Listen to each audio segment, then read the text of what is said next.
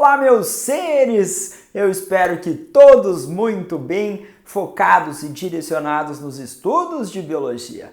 Para continuarmos histologia dos seres humanos, hoje tecido ósseo. Mas antes, inscreva-se no nosso canal, apoie o nosso projeto, só inscreve-se aí, não custa nada. Deixe seu like, não custa nada também, apoie o nosso projeto e ative as notificações para o mais rápido nós chegarmos até você assim que a nossa aula estiver disponível. Nós vamos olhar hoje para o tecido de sustentação, um tipo de tecido conjuntivo também, que vai sustentar o nosso corpinho, mas que vai ser o tecido ósseo, numa comparação direta mais rígido que as cartilagens. Numa comparação direta, formando o nosso esqueleto. Então, os nossos ossos, eles terão diferentes estruturas, diferentes tamanhos, mas a gente vai ver um predomínio aí de tecido ósseo no nosso osso. Se nós olharmos para esse osso, no nosso esqueleto, alguns ossos longos, como o fêmur, como o húmero, o osso do braço, o fêmur, o osso da nossa coxa. Nós teremos ossos longos, ossos irregulares, ossos planos ou achatados, enfim, tem uma diversidade imensa que a gente estuda na anatomia. Não tão imensa assim, mas uma certa diversidade de forma dos ossos. Quando nós olhamos para esse osso e identificamos funções, a primeira, sustentação corporal, mas ele protege órgãos internos. Esse osso é a maior reserva de cálcio do nosso organismo. O nosso esqueleto ainda produz o sangue, porque no interior dos ossos vai existir a famosa medula óssea vermelha, que tem a função hematopoética, ou seja, de produzir o sangue. Então, esse aspecto geral. Os ossos são extremamente vascularizados. Então, na comparação direta com as cartilagens, a gente vai ver aqui muita vascularização. O tecido adiposo era muito vascularizado. Então, como regra geral, os tecidos conjuntivos são vascularizados. A cartilagem, ou o tecido cartilaginoso, exceção sendo avascular. Na comparação da matriz, é o espaço entre as células. Se a gente for olhar o espaço entre as células aqui, nós temos uma matriz chamada de orgânica, formado pela proteína mais abundante no nosso organismo. Qual é mesmo?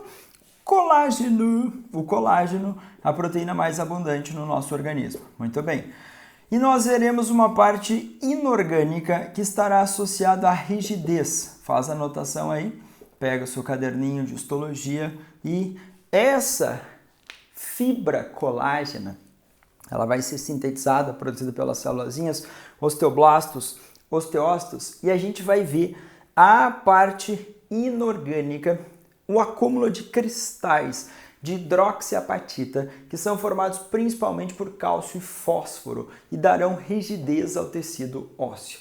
Então, o nosso tecido ósseo vai ter uma parte orgânicas, fibras colágenas e entre elas a gente vai ver cristais de hidroxiapatita, que são formados de cálcio e fósforo. Encontramos outros sais minerais também no nosso osso, como o magnésio, mas aqui formando esses cristais, cálcio e fósforo, e aí a rigidez do tecido ósseo associada a essa parte inorgânica. Então, na comparação direta, as cartilagens são mais flexíveis.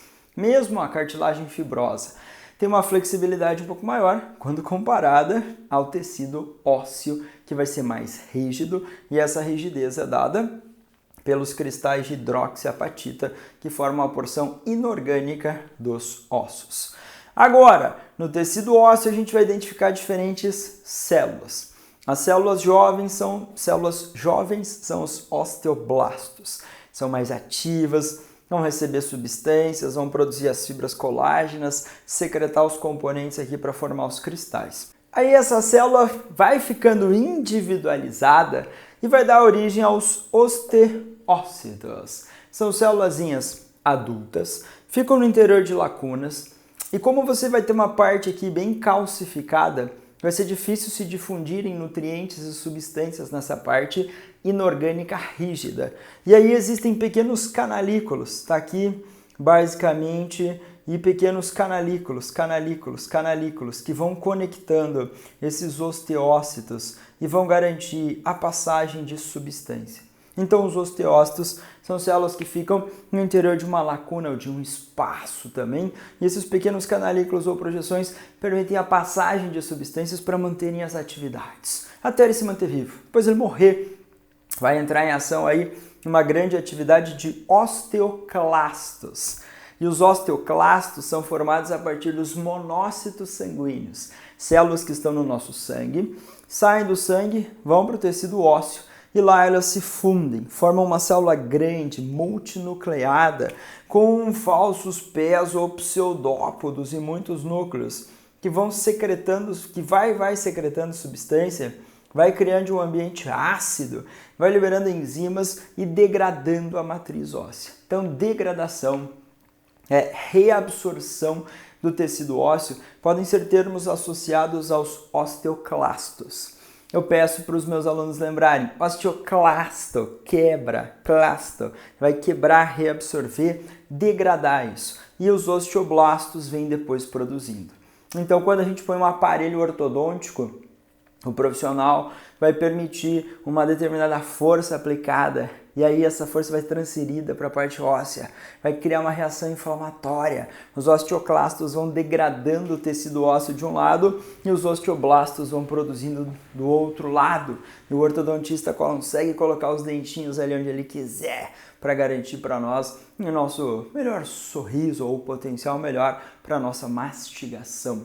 Então, a gente tem uma capacidade de plasticidade do tecido ósseo. Se nós quebrarmos, lesionarmos, essas células entram em ação para reabsorver e degradar e as outras vêm para produzir. Então, aqui, os osteoclastos reabsorvendo, degradando e o osteoblasto mais ativo produzindo, sintetizando. Por mais que o osteócito é mais adultinho, dentro da lacuna, ele também tem a capacidade de produzir e secretar substância para manter a matriz. Matriz sempre é o espaço entre as células. Então, essa é uma referência para você fazer uma comparação aí direta com as cartilagens em relação à função, à vascularização, à matriz, os componentes e os tipos de células. Então, olha, sensível, osteoblasto, osteoclasto. Você vai associar o tecido ósseo. Lá na cartilagem era condroblasto, condrócito, condros, cartilagem, ok? E se você está estudando para vestibulares, algumas provas podem ser bem específicas e mostrar, por exemplo, um osso longo. Geralmente, nós encontramos isso numa referência de estudo para o ensino médio. E aí, nesse osso longo, a gente consegue ver as epífises, a gente faz um corte ao longo desse eixo maior, um corte longitudinal, e a gente vai identificar a diáfise do osso. A olho nu, quando você vai para o laboratório de anatomia, tem as peças lá, os ossos, e a gente consegue ver em cortes uma parte compacta e uma parte esponjosa do osso. Nessa parte esponjosa, existem os pequenos espaços. Ali dentro, em vida, está preenchida por células que vão produzir o sangue, que compõe a famosa medula óssea vermelha. Então, médulos significa que está no meio. No caso aqui, os componentes, as células que produzem o sangue estão ali. A gente vai ver vascularização, vaso sanguíneo e a produção do sangue. A medula óssea, chamada de amarela, ocupa esse espaço, por exemplo, aqui do canal medular.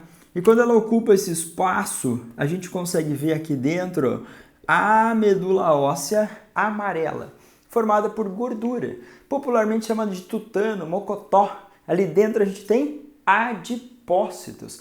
Claro que esse tutano, mocotó, é extraído de outros animais, principalmente de grande porte, como os bovinos, e aí servindo para o consumo humano, né, gente? Mas aqui nós teremos no interior dessa estrutura óssea os adipócitos, as células de gordura, e essas células de gordura armazenando esses triglicerídeos. Essa medula óssea amarela serve como uma reserva de triglicerídeos, porque eles estão, os triglicerídeos, formando a gordura no interior dos adipócitos, que eram as células de gordura. Então esses adipócitos estavam lá no tecido adiposo, eles podem estar no tecido conjuntivo lá também isolados, sozinhos, e aqui no interior dos ossos. Revestindo Externamente o periósteo, revestindo externamente o osso, periósteo, também de tecido conjuntivo denso. Tem vasos sanguíneos, terminação nervosa, linfático. E ele vai começar a perfurar ou entrar. Vão ter pequenas perfurações ali no osso e esses vasos vão entrando no interior dos nossos ossos. O endósteo reveste internamente os ossos. Aqui no periósteo a gente vai ver muitas fibras colágenas também, formando as lacunas de Charpey, umas estruturas bem bonitinhas e organizadas quando a gente vai estudar em nível microscópico. A gente vai conseguir ver esse periósteo, esse endósteo, como tendo ou sendo doador de células que nós chamamos de osteogênicas ou células osteoprogenitoras.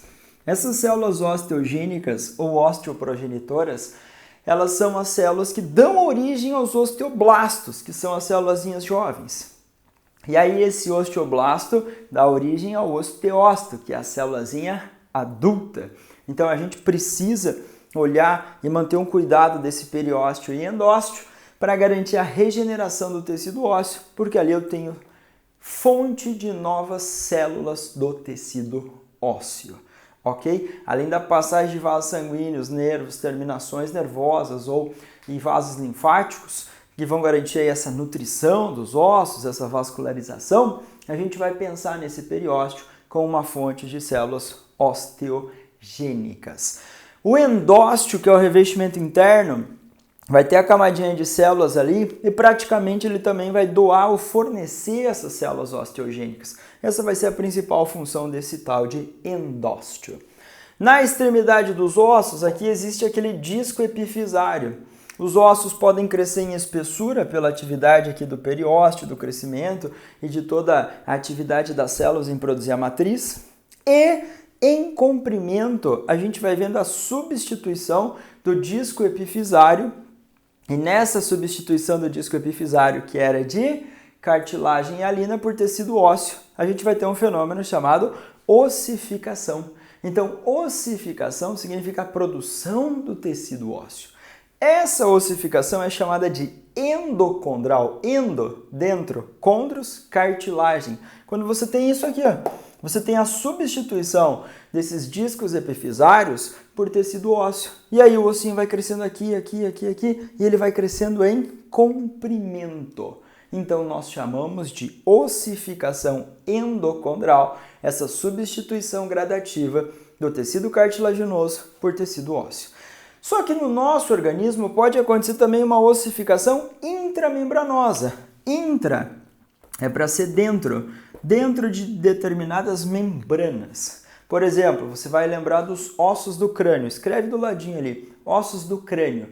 Geralmente quando temos bebezinhos em casa, a galera fica preocupada com as fontanelas, as regiões em que temos uma sensibilidade maior. Então essas membranas, elas vão servindo de molde para a produção de osso no interior. E nessas regiões em que elas se aproximam, se encostam, elas são mais delicadas, mais molenguinhas. E aí a ossificação vai acontecendo, o nosso crânio vai crescendo e depois essa estrutura vai se ossificando nessas regiões de fronteiras entre os ossos. Literalmente, quanto mais velho, mais cabeça dura, porque vai ocorrendo essa ossificação nas bordinhas dos ossos e depois nas suturas do nosso crânio. Então a gente vai ter ossificação intramembranosa no interior de membranas, exemplo clássico, ossos do crânio. Ossificação endocondral é uma substituição gradativa do tecido cartilaginoso do disco epifisário por tecido ósseo. E aí a gente vai vendo o nosso crescimento em comprimento, o crescimento de órgãos para acomodar o encéfalo na nossa caixa craniana. Então teremos essa importância desse crescimento regular e acompanhado. No interior dos ossos, se nós cortarmos ele, que nem aqui, e olharmos ao microscópio, nessa região aqui do osso compacto, a gente vai identificar um sistema de canais no interior. Então nessa regiãozinha do osso compacto, cortamos, vamos analisar ao microscópio, a gente vai ver vaso sanguíneo, linfático e um monte de célulazinhas ao redor, que vão formar os canais ou sistemas de Havers, ou Osteon. E esse sistema de Havers é um sistema de canais, tipo assim, canais assim, longitudinais, canais transversais. O sistema de Havers é o sistema longitudinal. O sistema de Folkman é o sistema transversal. Então vão existir canais ali no interior, onde você tem a passagem de vasos sanguíneos, linfáticos, terminações nervosas, e esses canais, eles são importantes para distribuir o sangue, as substâncias, os nutrientes que chegam até as células. Então o canal ou sistema de Havers é um sistema de tubinhos ou canaizinhos no interior dessa parte compacta do osso. Lá eu vejo a passagem de vasos sanguíneos. E o sistema de Folkman é um sistema transversal que conecta esse sistema de Havers. E ali você tem passagem de vasos sanguíneos também nessa região do osso compacto.